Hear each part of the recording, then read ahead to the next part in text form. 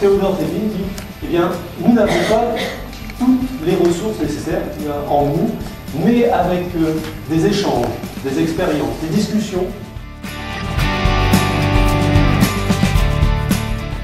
Ah tiens, ben oui, j'ai des vagues souvenirs.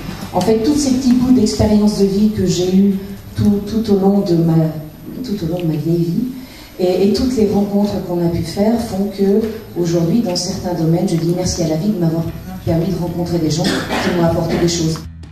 Il y a des personnes effectivement dans ma vie qui ont beaucoup compté, notamment une guide conférencière que j'avais rencontrée quand j'avais 13-14 ans et j'avais suivi tout un cycle de jours sur l'Égypte avec elle et c'était passionnant, c'était devenu une amie de la famille.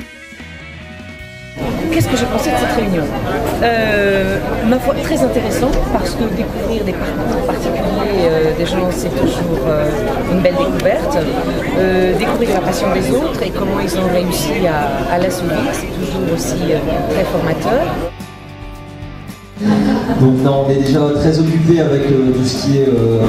Les jeunes, contrairement à ce qu'on pourrait croire avec beaucoup de clichés, ont encore l'esprit d'initiative, ont encore... Tout à fait, et là on a l'exemple de Mathieu Poncel et de Jérémy Flandrin qui montrent justement que c'est pas parce que on est jeune qu'on ne peut pas faire preuve d'initiative et créer des choses qui sont fort intéressantes pour plein de gens finalement. Moi, j'appellerais plutôt ça le partage des compétences. Mais pourquoi aussi on dit boulimie, c'est parce que dans le rôle de bénévole et puis comme ça dans les associations, on se fait énormément d'amis, énormément de relations et on est sollicité et ça nous fait plaisir d'y répondre. Pour nous, Français, c'est quelque chose de fabuleux. Et aussi avec lui, j'ai discuté dans un débat.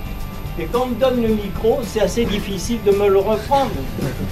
D'ailleurs, les journalistes parisiens disent toujours à ce Michel Terret, lorsqu'on lui dit du mal de sa région, il a les cheveux qui dressent. Lorsqu'il parle de l'Audomarois, il s'enflamme plus vite que le Genièvre de Houle. C'est quand même des bonnes références.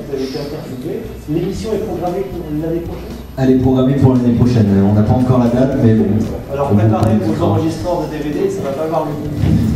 Une question supplémentaire.